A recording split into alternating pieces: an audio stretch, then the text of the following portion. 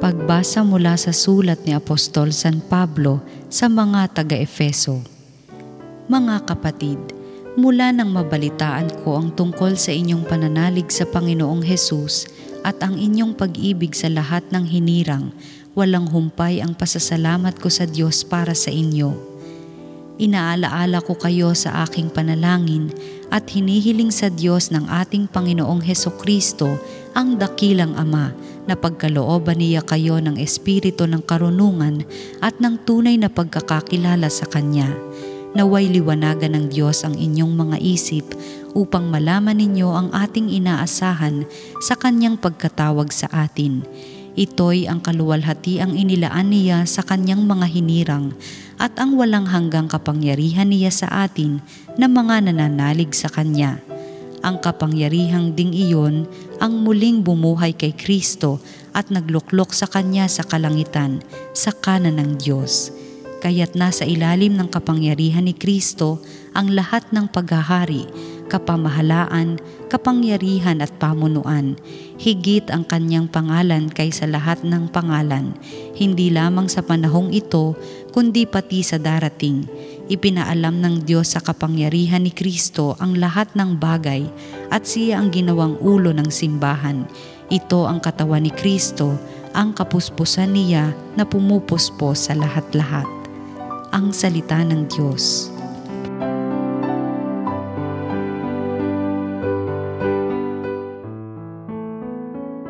Pinamahala sa tao ang lahat ng nasa mundo. Ikaw, O Poon, Panginoon namin, laganap sa lupa ang iyong luningning, at hanggang sa langit laging pupurihin, aawitang lagi niyong mga bata na wala pang malay at sariling diwa. Ang likha mong langit kung aking pagmasdan, pati mga tala, bituin at buwan, ano nga ang tao upang iyong alalahanin, ay ano nga siya na sukat mong kalingain. Nilikha mo siya na halos kapantay ng iyong luningning at kadakilaan. Pinamahala mo sa buong daigdig sa lahat ng bagay malakit maliit.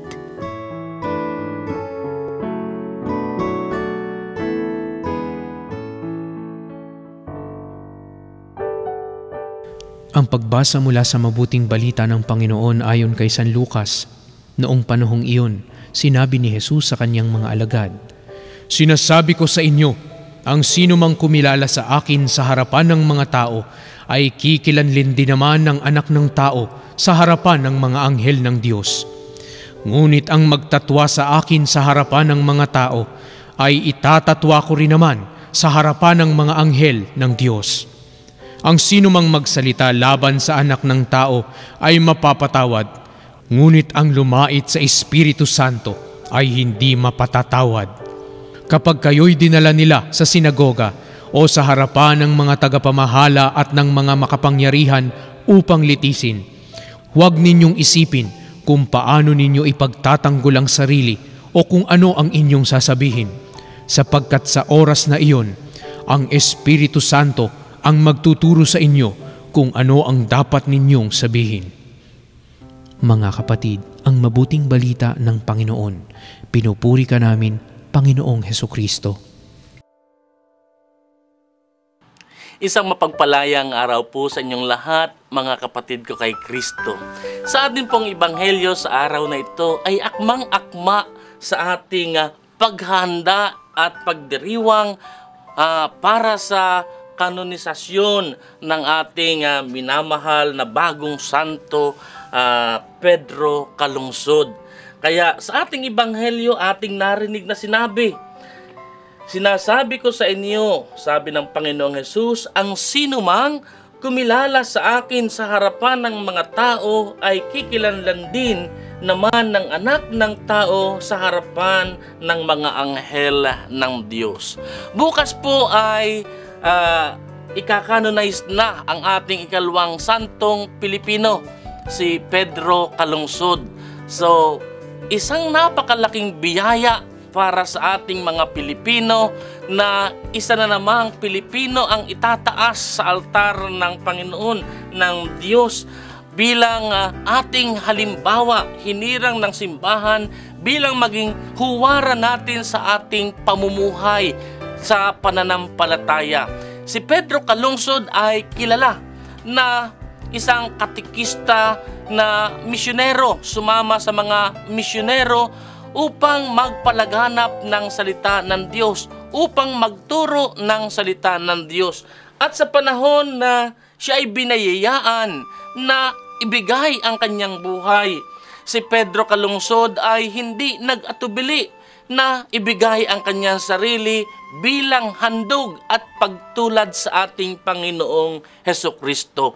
Kaya nga, mga minamahal na mga kapatid, minamahal na sambayan ng Pilipino, tayo ay magdiwang, tayo ay magsaya sapagkat ikalawang Pilipino na ang tinawag, itinalaga, hinirang ng simbahan para maging ating huwaran ng pananampalataya bilang ating tagapagdasal sa ating Panginoon. At napakasarap ng pakiramdam na tayo ngayon ay tawaging Pilipino sapagkat ating mararamdaman, ating masasabi sa ating mga sarili na tayo ay pinagpala ng Diyos. Balaang lungsod, balaang nasod na matatawag ang Pilipinas sapagkat dito sa ating bayan ay nagmula ang mga hinirang ng simbahan bilang ating mga halimbawa, bilang mga banal. Tayo ay tatawaging tunay na lupang hinirang, lupang pinagpala, bayan ng Diyos. Kaya nga tayo ay magalak, tayo ay magsaya, tayo ay magpasalamat sa Diyos sa pagbibigay muli sa atin ng isa pang santo sa katauhan ni Pedro Calungsod. Sa kanyang mga kababayan dito sa Cebu, purihin natin at pasalamatan ang Diyos at magpasalamat tayo sa balaang adlaw nga gihatag kanatong tanan. Magmalipayon ta sa pagsaulog sa adlaw na giandam alang kanato aron ang Dios mahatagan nato og maayong ng maraming pagpapasalamat. Hindi sapat ang mga pananalita para madama ang ating ligaya, ang ating kasiyahan sa pagbibigay sa atin ng isang santo. Kaya nga tayo sa ating pananampalataya bilang mga Kristiyano, kung tayo ay handang magbigay ng ating buhay para kay Kristo, si Kristo din naman ay magbibigay sa atin ng karangalan para tayo ay kilalanin hindi lang sa kanyang mga anghel, hindi lang sa kanyang sambayanan, kundi sa harap ng kanyang Ama. Kaya nga, pagsumikapan natin na tularan ang buhay ng isa na namang Pilipinong santo, si Pedro Calungsod.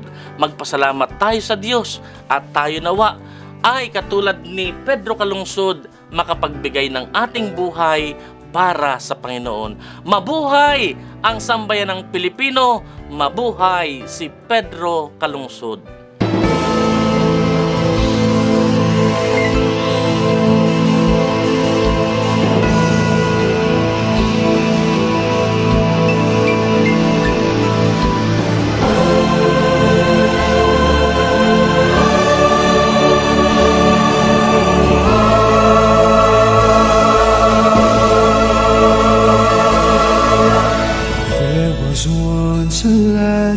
From the Visayas, who left his land in search for graceless souls.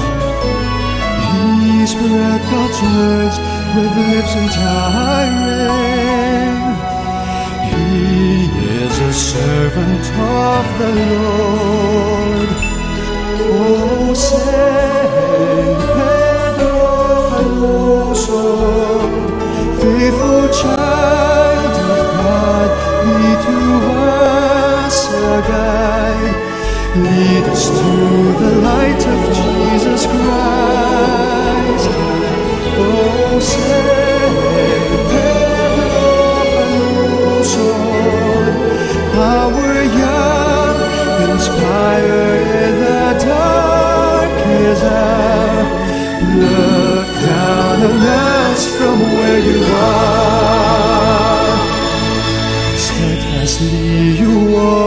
where Jesus trod, never mindful of what's left behind. He entrusted the young to your watchful care.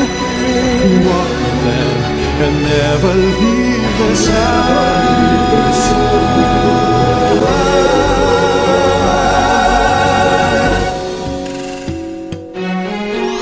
You chose to die with Padre Diego,